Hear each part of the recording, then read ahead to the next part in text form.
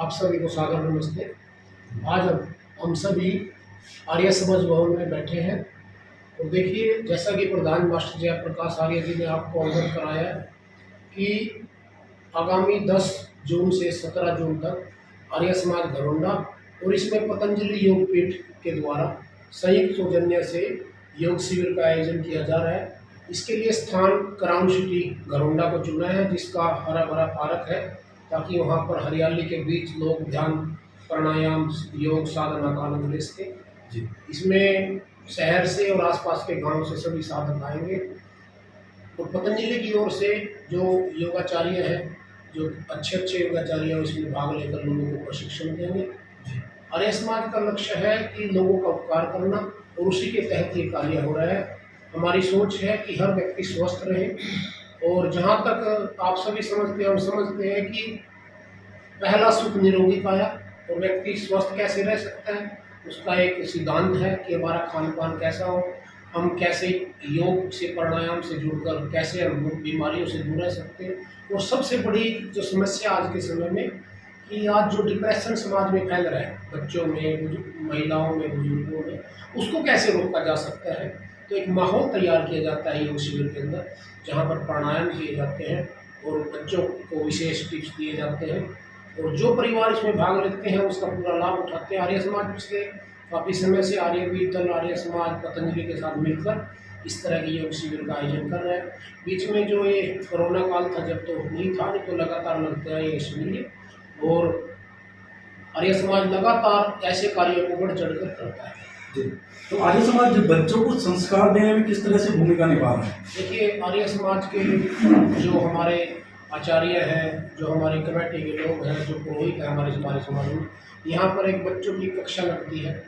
सुबह शाम उनको उठाते हैं, जैसे आजकल छुट्टियाँ हैं, विशेष आजकल शाम को बच्चे आ जाते हैं, उनमें संस्कार देने का काम होता है कि बच्चे माता पिता का कैसे सम्मान करें, बच्चे गुरु आचार्यों का कैसे सम्मान करें और बच्चे की बोलचाल कैसे होना चाहिए।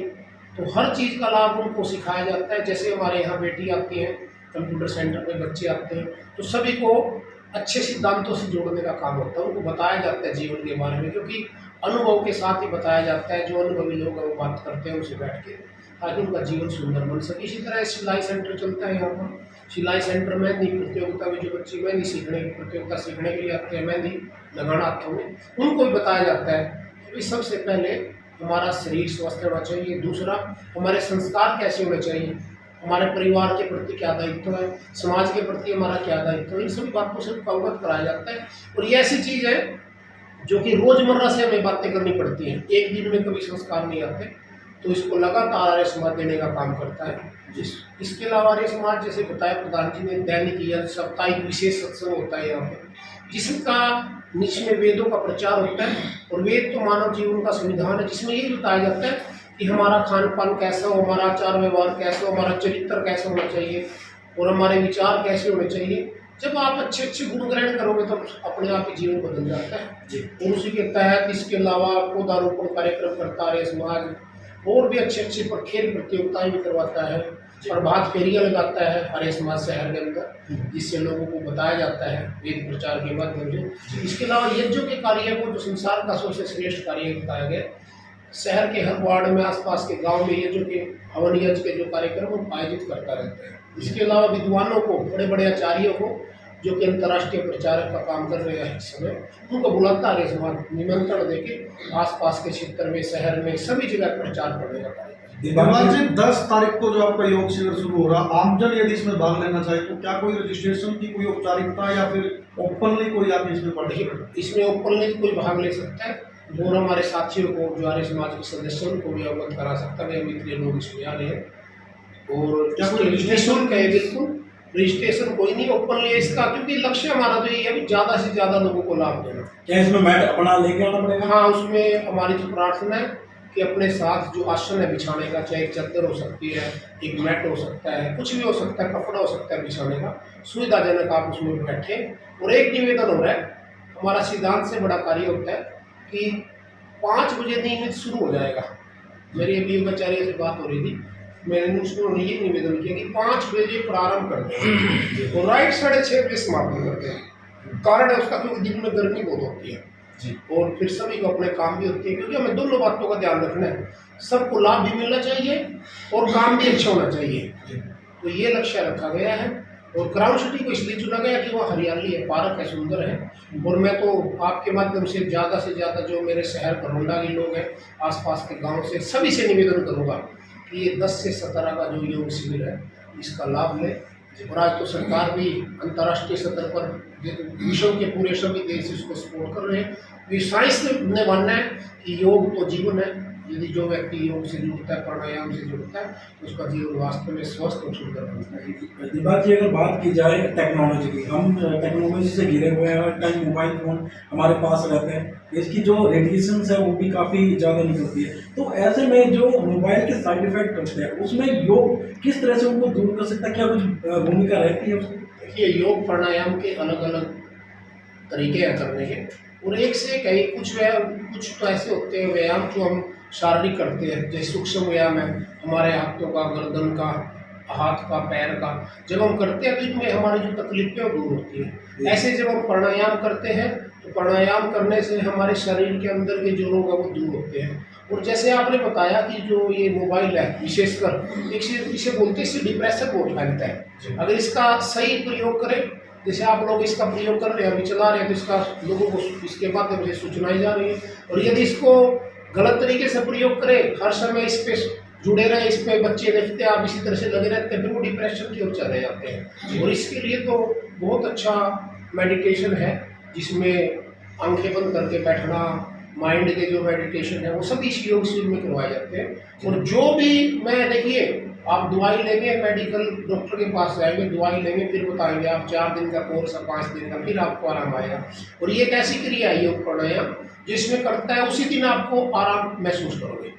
जो भी जहाँ भी यूज का प्रयोग कहीं भी कर सकता है। और एक और है, इसके माध्यम से हम तो निवेदन करेंगे कि जो युवा हमारे साथी है वहाँ पर ट्रेनिंग ले बकायदा, ताकि वो अपने घर में अपने परिवार को योग प्राणायाम करवाएं, अपने मोहल्ले में अपने पड़ोसियों करवाएं, अपने वार्ड में करवाएं, अपने गाँव में करवाएं।